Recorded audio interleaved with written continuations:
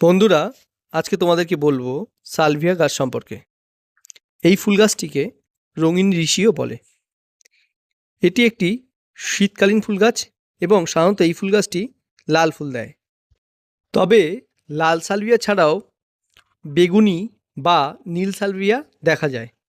এই ফুল গাছটি মূলত উজ্জ্বল রঙের লম্বা মঞ্জুরির জন্যই পরিচিত। এই সালভিয়া গাছ বাগান বিলাসীদের জন্য অত্যন্ত জনপ্রিয়, কারণ এর উজ্জ্বল রং প্রজাপতি এবং মৌমাছিকে আকর্ষণ করে। এই গাছ সূর্যের আলো পছন্দ করলেও দুপুরের কড়া রোদে এই গাছের পাতা জ্বলে যেতে পারে। তাই এই গাছের টব দুপুরে ছায়াতে রাখলে ভালো হয়। আর ফুল আসার আগে 15 দিন অন্তর তরল সরিষার খোল পচা সার বা পাতলা করে এনপিকে সার দিতে পারেন।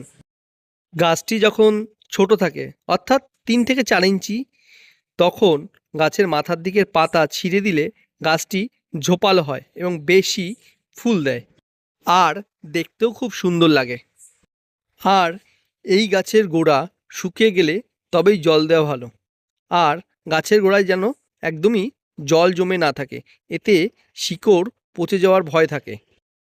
আর জল দেওয়ার সময় গাছের পাতায় জল না দিয়ে বরং গাছের গোড়ায় জল দেওয়াই ভালো, কারণ গাছের পাতায় জল দিলে সেক্ষেত্রে পাতায় দাগ বা ছত্রাক হতে পারে। তাই সরাসরি গাছের গোড়ায় জল দেওয়াই ভালো।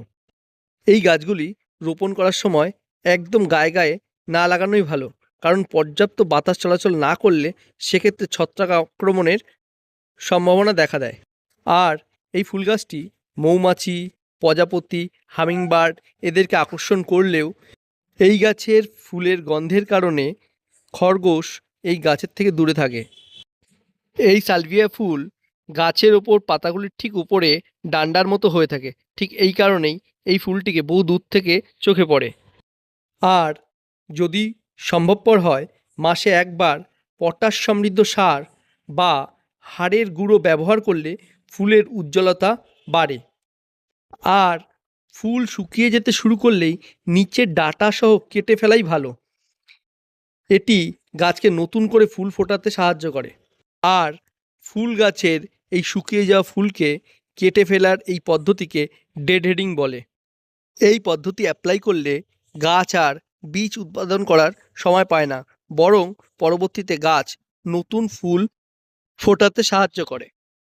সবশেষে বন্ধুরা, তোমাদের একটা সাবস্ক্রাইব এই চ্যানেলটি গ্রো করতে সাহায্য করবে, তাই চ্যানেলটি সাবস্ক্রাইব করে পাশে থেকো। দেখা হবে পরের ভিডিওতে।